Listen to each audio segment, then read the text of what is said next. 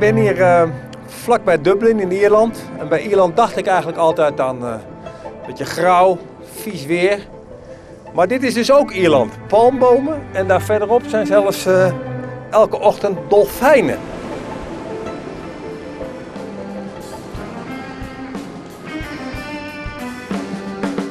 Each man kills the thing he loves. By each let this be heard. Some doeth with a bitter look, some a flattering word. The coward does it with a kiss, the brave man with a sword.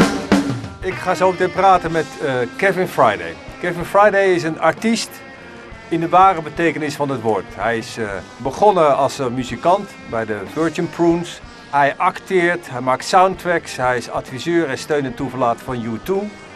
Hij is een man die toch altijd heel dicht in de buurt gebleven is van waar het hem om gaat. En ik wil graag weten wat hem dan inspireert.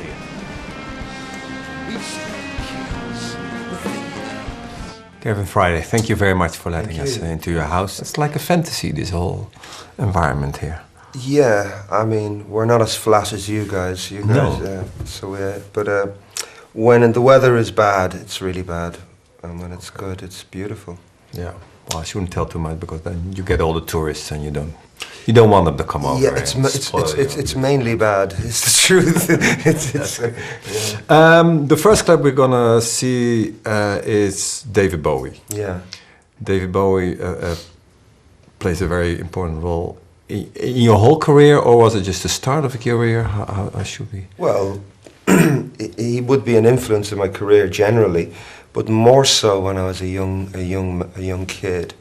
I remember the day exactly that I first in my house in the early 70s. Top of the Pops was a BBC program, and every Thursday at 7 o'clock you would look at Top of the Pops like a religion. So from around the age of 10 I was very into pop music, and it was April 1972 and David Bowie appeared on Top of the Pops performing Starman from Ziggy Stardust. Yeah. And what was even surrealer was it was around the first time that black and white had gone colour, like TV programs were beginning to go into colour. And not only were we seeing this extraordinary creature that you'd never seen anything like it before visually, but it was in colour. And I didn't understand what he was saying or why he looked like this, but there was an immediate connection and bond. And I was like, I don't know who you are, but I know who you are. I don't know what you're talking about, but I understand everything. So there was this immediate connection. And from then it became an obsession. Like I went every record, go out and buy. And there was a program, I think it was made in 74, came out early 75, a documentary, a BBC documentary called Cracked Actor. Yeah, we're gonna see that in a moment. Yeah. Well, let's have a look first and then we'll talk about that. 2 years ago, he came to America and buried Ziggy somewhere between New York and Hollywood. Looking out on the morning rain, I used to feel so uninspired.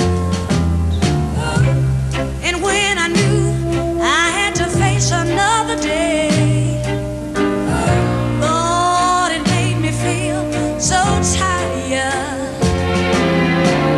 Before the day I met you, life was so unkind. But you're the key to my peace of mind. 'Cause you make me feel, you make me feel, you make me feel like a natural woman. When my soul was in the lost and found. Since you've been in America, you seem to have picked up on a lot of the idioms and themes of American music and American culture. How's that happened? There's a fly floating around in my milk, and he's a foreign body in it, you see, and he's getting a lot of milk. It's kind of how I feel. A foreign body here, and I couldn't help but soak it up, you know. I hated it when I first came here. I couldn't see any of it. Look, a wax museum. Imagine having a bleeding wax museum out in the middle of the desert. Think it'd melt, wouldn't you?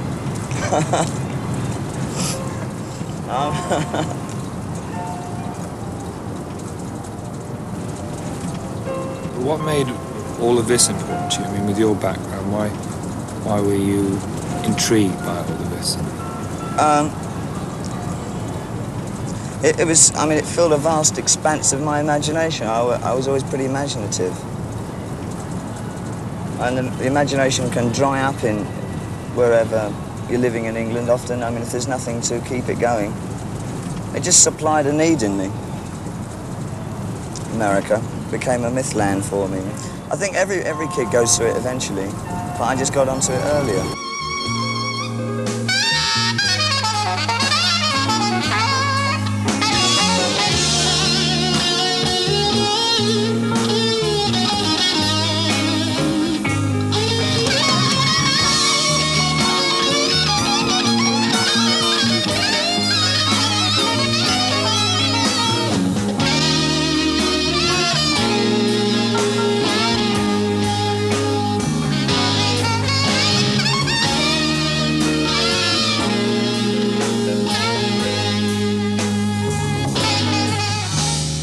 It's amazing, it even smells like a street. There's a bar at the end where I can meet you and your friends. Someone scrawled on the walls, I smell the blood of the troubadours. Rolled up scandals in other bars. I'm having so much fun with the poisonous people, spreading rumors and lies on stories they made up. Some make you sing, and some make you scream, and one makes you wish that you've never been seen. There's a shop on the corner selling vacuum mache, selling bulletproof braces, Molly Matson Cassius playing. You want it, boys? Get it here, baby. See by the light, say you want you. Say anyone out there, anytime. Say Bushville, not my wife. They're gorgeous, I need you. When it's good, it's really good. When it's bad, I go to pieces. You want it, boys? Get it here, baby. Sweet wave, couldn't I hold up my head? I gave all I had in another man. Another floor, another car, in a cellar like a church with a door and down. Just back one more time, two by my side and took me back. Buy some drugs and watch a band, jump in a river holding hands. You just said that you felt this bond, but you couldn't describe it. You just knew there is something. Would you be able to describe that now? That what you felt then, or is that? Well, I grew up in Northside Dublin Yeah. in the 60s. In 1972, when I first saw David Bowie on TV, I was around 12 years of age. And Ireland in them days was a very conservative, Catholic, repressed, and the word recession was nothing like what you think even today is. It was quite depressed. And I was told that like the future was unemployment or the bank, or you could become a priest, the civil service, the priest or a bank. And nothing was connecting with me. And then music was this freedom for me, a way of escaping. And then I saw Bowie, which was something totally unique because I had heard pop music, I loved it, but something about glam rock and this otherworldly thing.